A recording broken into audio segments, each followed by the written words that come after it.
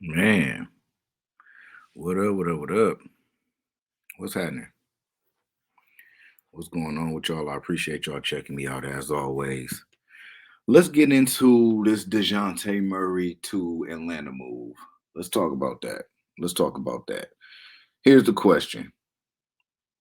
Will it work? Will it work? Yeah, I just don't know. I don't know what will it work really means. If we're talking about winning a championship, no, it's not winning no championships. I don't got Atlanta being no closer to winning no championships than they were the year they put the 76ers out. Now, listen, I like Dejounte Murray. I think he is one of the most exciting players to watch, honestly, in the NBA. When we talking about a guy who just got done averaging 21 points, 8.3 rebounds, 9.2 assists, led the league in steals. So he just was this past year's steals champ.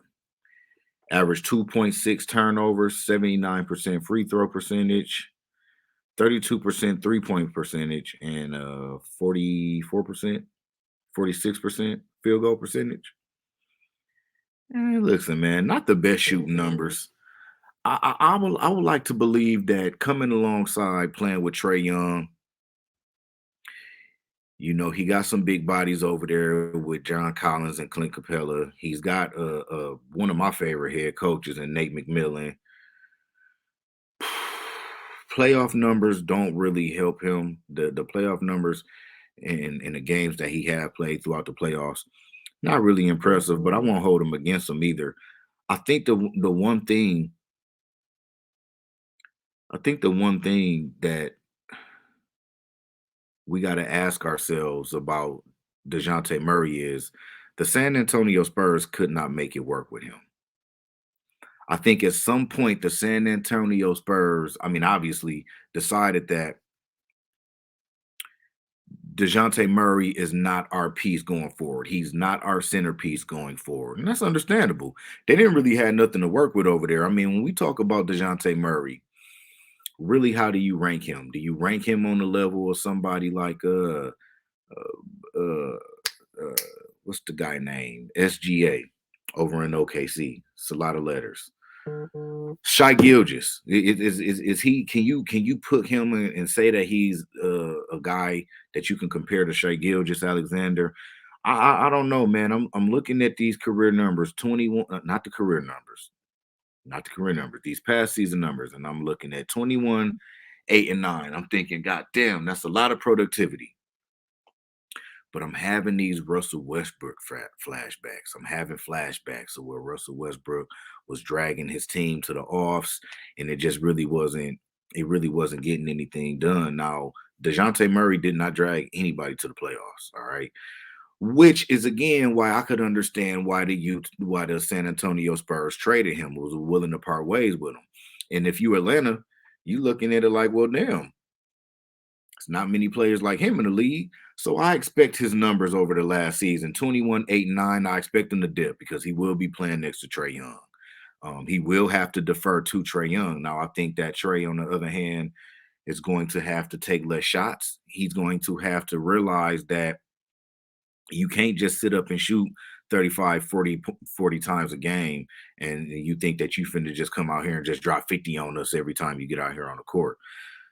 Trey Young has to figure out how to play within a team construct. He has to. This is the only way this is going to work.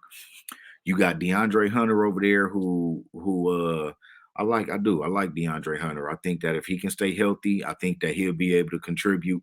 We know what Clint Capella is about. Pretty pretty decent rim protection, good lob threat. We got a guy who excuse me, we got a guy who can get rebounds on both sides of the ball, offense and defense. You got great athleticism over there in John Collins. Good athleticism, pretty good athleticism over there. I don't want to say great yet, but fuck it, great athleticism. Y'all know what I'm saying, man. You can't hang on to every little word. They got pieces over there in order to say, hey, okay, let's try to make a run. I think that bringing in Dejounte Murray was absolutely the right thing to do because when you look at it, who else would have been a better fit over there alongside Trey Young? Can you think of anybody else who should have been playing with Trey Young? We got a guy who averaged just this last season 20 points. That's you get buckets. You get buckets. But hey man, how about you give us less buckets, more defense, more rebounds, more assists? All right. How about you don't focus so much on the bucket part? Focus on being able to be a three-point shooter better. Maybe you can be a better three-point shooter, pick that percentage up a little bit more from over last season and actually help be a part of a winning team because in San Antonio you were not on a winning team. All right. I think that the Atlanta Hawks can contend, can compete. I think that the window for them to make the Eastern Conference Finals is not necessarily right now. I think it's a lot going on in the league, but I do think they can compete. I wouldn't be surprised to see them come in here and end up with a 4 or 5 seed at all. At all, I think that they'll definitely be able to come in and pick right back up where they left off at when they. I think they actually do much better than what they just did just this past offseason. I think that they lost in the play-in, I believe. I think that they'll be doing a whole lot better with Dejounte Murray alongside them, as long as these two guys, these three guys, because we know how grouchy John Collins can be. Um, I don't think they trade him just yet. I wouldn't at least. You got a piece that you felt like you were missing. So go ahead and see how this all worked together. Hey man, plus free agency is not over. The league hasn't started yet. None of this is over. We don't know what type of move this player or that player is gonna make, or this team or that team, rather. I'm sorry. So I do. All in all, I think that it was a great move for the Atlanta Hawks. I'm not really sure exactly what the Spurs got in return, but I know that Atlanta got a good. I don't even think this dude making 25 million a 25 million a year. I'm really not even sure what it is, but I know it's not nothing that's gonna hurt you as far as a contract. I mean, as far as salary cap, it's not gonna kill you. It's not gonna take you out the game. I think it was a good move. I have to check and see what San Antonio got out of the deal and maybe talk about that later. Um, if I did do that, I would probably be talking more about all of the teams who are going through rebuilding phase, or the top 3, 4 teams going through a rebuilding phase. And we know that that applies to the San Antonio Spurs. They had this cap space. They were in a race or in a conversation for DeAndre Ayton. I don't think that's the case so much. I don't really know what they will offer back to Phoenix in return.